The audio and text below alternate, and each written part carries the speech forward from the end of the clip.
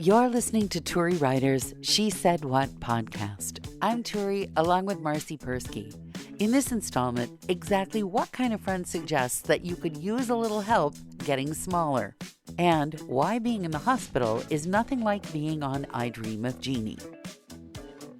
It's taken me months now, but I created our YouTube site so people can listen to us now on YouTube. I'm so excited. But to do that, I had to create like this whole new persona. Oh, you mean Marci Wench wasn't a fitting Marci persona? Wench didn't work. Yeah. I had to create a whole new thing for the podcast because that's just what they make you do. And this is all like in a different language to me. I don't know what's going on. Like I said, this took me over a month. And I wound up having to make an email for us on Gmail. Okay. Somehow, when I created our new YouTube account, I erased my own Gmail account. Whoops. And couldn't find the password anyway. Whoops. It was a quadruple whoops. They're telling me to punch yes on my 8 phone plus, which was like 3 phones ago. Ah, yes. And I didn't know how to tell them that I don't have that phone anymore. It's like in the bottom of a lake somewhere. I was getting frustrated, but I'm back. I have my Gmail back and all the women that ask me if I want a bigger man unit. And Dr. Oz telling me that I'm fat. I don't know Dr. why. Oz told you were fat? That's impressive. Yes, I keep getting emails from Dr. Oz telling me that I'm fat, and I don't even know Dr. Oz. That reminds me, I have to ask you a question. Okay. I have a friend who has, I don't think he'll ever listen to this podcast, so I think I can say this with impunity. We have very different political views, but I care a lot about him. And for a long time, he was worried about his spouse's weight. And I have a couple of male friends who worry about their spouse's weight. And all I can say is I'm very lucky that my spouse doesn't seem to give a rat's patootie about my weight. Although, as I've mentioned, I could wear my sweater inside out for a day and he wouldn't notice that either. Right. And as the worst of luck would have it, this gentleman who was worried about his wife's weight, his wife was stricken with a serious illness. And now weight is the least of her concerns. In fact, if it is a concern, is that she's too small now, not eating enough. So I am going to bring a meal over there. And we were talking about this. And he casually mentioned, like it was nothing, he asked me if I'd ever gone to OA. What the heck is OA? Overeaters Anonymous. Oh, jeez. Oh, my gosh. Okay. Here's what you do. Yeah. Make a nice meal for the wife. Call Kanye West and have him deliver it and punch this guy in the face.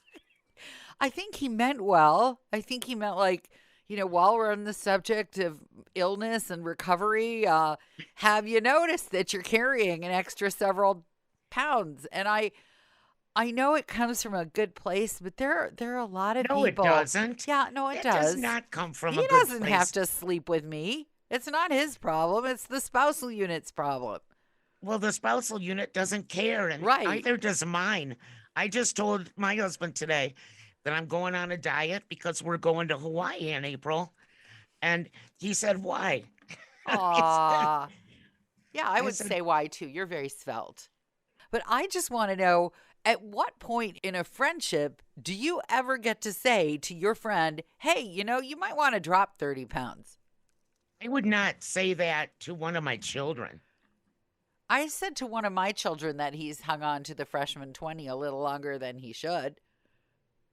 Yeah, see, I wouldn't say that to any of my kids because that manifests into eating disorders. Well, he said, are you trying to give me an eating disorder? And I said, no. There you go. Trying to keep you from turning into me is what I'm trying to do. So, I don't know. It's very fraught, but I would never say that to one of my friends. No, ever, never. because it's insulting. They have a mirror. They see what they look like. Right. That's my It's thought. nobody's business. I mean, I can see what I look like and I can get on a scale, and I've always wondered, like I am a refusenik at the doctor when they say, and will you, and we just need your weight, and I say, no you don't actually.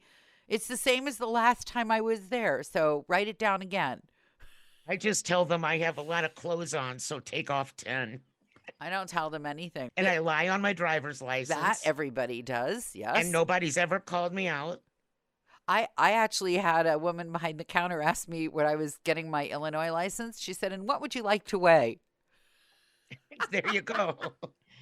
And I mean, I'm queen of the big baggy clothes. I still wear overalls. I wear big sweatshirts. So what? Oh, I don't wear tight anything. that's So what my friend Ben likes to call "What are you look." What are you, yeah, pregnant, fat, thin, male, female? The "What are you look." We specialize in the "What are you look" around here. we call it it's Pat. So yeah, I don't think it's ever acceptable, but I think there are people who are so clueless that you can't be mad at them. I would tell my friend, like, if she walked out of a public bathroom and there was toilet paper hanging on her shoe or hanging out of the back of her pants, or Yeah, if because that she takes forgot to take 2 a price seconds. tag off Yeah, something. that takes 2 seconds But I to would never fix. tell a friend that she needs to lose weight. I Right. mean, that's just assuming that she's blind or that she cares. I don't know. That to me, that's an insult. I'm That trying not to be insulted because I think his life is hard enough caring for his very sick wife. But I just it's a I dick move. it's not You're really. making you're making excuses for a dick move. He's not saying that because he cares about your health. He didn't say, Turi, I'm worried about you being diabetic. No, he If you told you said that you Turi, needed to go to a meeting. if you said Turi, I'm worried that you're diabetic, would it then be okay for him to say, "Have you ever been to OA"? Would that Yes. make it okay? Yeah. OA Oh, just means that you eat too much. yeah. If he's Anyone worried who's about you being diabetic, he might have some kind of an anecdote to go along with it. Like, I had type whatever diabetes, and I stopped eating chocolate, and look at me now, or something like that. I had another friend who I spoke with today. I don't know why I seem to be making the rounds of talking to friends who are slightly socially, I don't know, maladroit would be the word. We were talking about a time when I'd been offered a TV job, and I said I didn't want to spend 24 hours a day feeling like I was starving so I could be on TV. And he said, "Oh, there was only one person on the channel who was really that thin." And I don't know that that made me feel a whole lot better, really. I don't think that made me feel much better at all. That is kind of a response without thinking. I mean, you were in a conversation, he didn't stop to think. And he's saying that nobody was a twig there. That, to me, that's not insulting. To me, have you been to OA? Is Kanye West punch in the face insulting? I'm sorry. Okay. All right. Well, I think maybe send Kanye to his house when I bring the dinner. First Kanye, Yep. then the dinner. Yep. And only make enough for the wife. And bring him like a Triscuit or a wheat Gruel. thin. Gruel. Please, A Sam, I wheat, have some no, more. just a cracker with an olive on top. My olive branch. Here. Yeah. Have you ever eaten an olive that wasn't Nope. cured?